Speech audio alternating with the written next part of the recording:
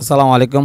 সম্মানিত হজরত, আমরা অনেকেই এ কথার একটা বিভ্রান্তকর হয়ে রয়েছি যে কুরবানির গোশত 3 দিনের অধিক আমরা রাখতে পারবো কিনা অনেকে প্রশ্ন করে, আমাকেও প্রশ্ন করে, এবং আপনার মাধ্যমে জানতে চাচ্ছি এই কুরবানির গোশত আমরা 3 দিনের অধিক রেখে খাইতে পারবো কিনা, অর্থাৎ ফ্রিজে রেখে অনেক দিন ব্যবহার করতে পারবো কিনা।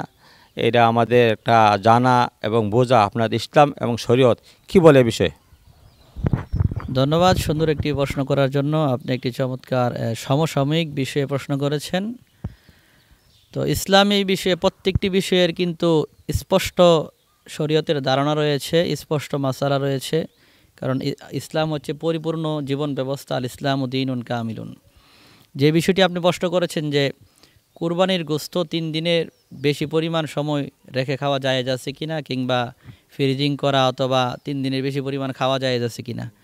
সহিহ মুসলিম শরীফের এই বিষয়ে যদি একটি সহিহ হাদিস রয়েছে, মুসলিম শরীফের 1971 নম্বর হাদিসের মধ্যে রয়েছে, আম্মাজান আয়েশা থেকে বর্ণিত, আল্লাহ রসুল সাল্লাল্লাহু আলাইহি সাল্লাম তিনি বলেছেন যে একটু দুর্ভিক্ষজনিত কারণে, অভাবের কারণে আল্লাহ রসুল সাল্লাল্লাহু আলাইহি সাল্লাম ইসলামের প্রথম যুগে তিনি বলেছিলেন যে তোমরা 3 দিনের বেশি কুরবানির গোশত আহার করা থেকে বিরত থাকো, এবং তিনি নিষেধ করেছিলেন।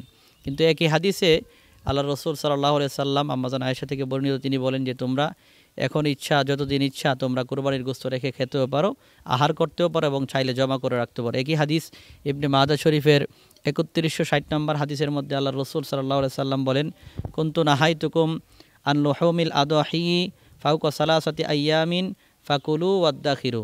আল্লাহ রসুল সাল্লাল্লাহু আলাইহি সাল্লাম বলেন যে আমি তোমাদেরকে কুরবানির গোশত 3 দিনের বেশি আহার করতে নিষেধ করেছিলাম, এখন তোমরা যতদিন ইচ্ছা আহার করো এবং জমা করে রাখো। তো এই হাদিস থেকে স্পষ্ট প্রমাণ হয় আল্লাহ রসুল সাল্লাল্লাহু আলাইহি সাল্লাম ইসলামের প্রথম যুগে যদিও নিষেধ করেছিলেন 3 দিনের বেশি পরিমাণে সময় কুরবানির গোশত জমা করে রাখতে এবং আহার করতে, কিন্তু পরবর্তীতে আল্লাহ রসুল তা নিজেই অনুমতি দিয়েছেন।